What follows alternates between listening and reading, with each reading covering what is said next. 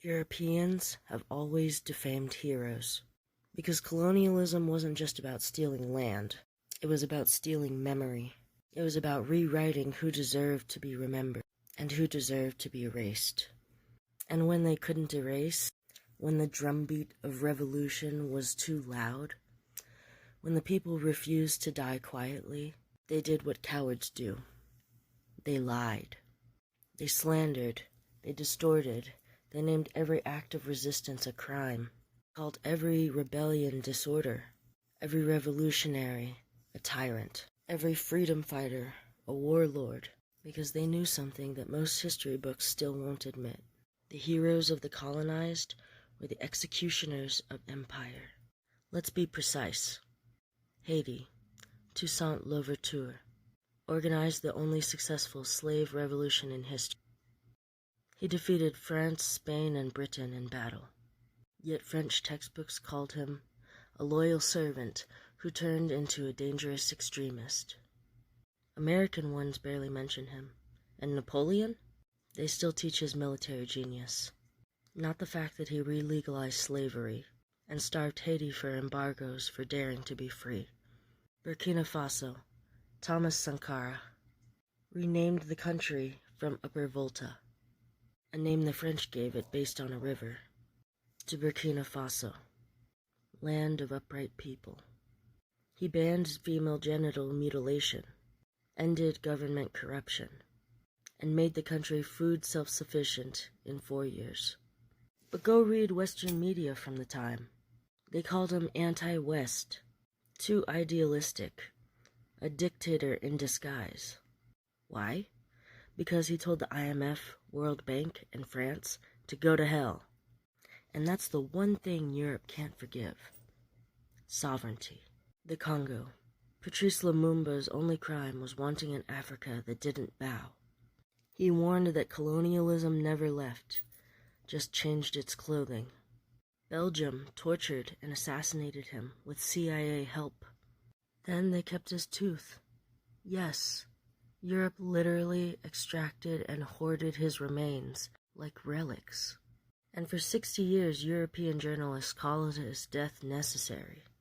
Only in 2022 did they reluctantly give the tooth back. A single tooth.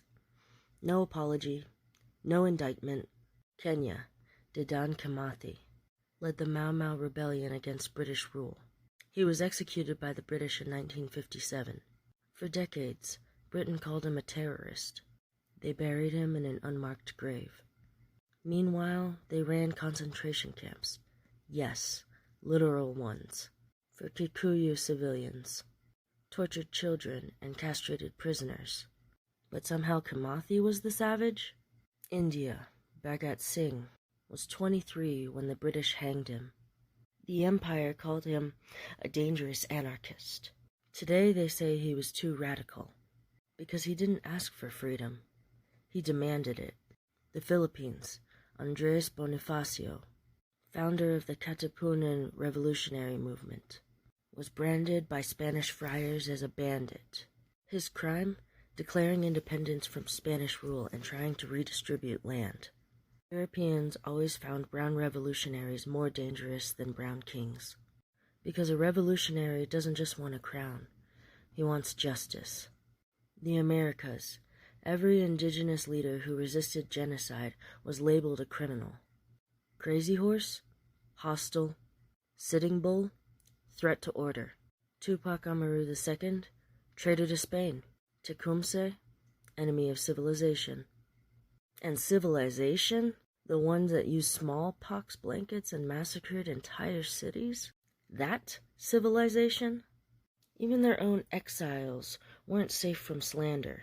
Simón Bolívar, who liberated half of South America from Spanish rule, was called ungrateful by Spanish historians.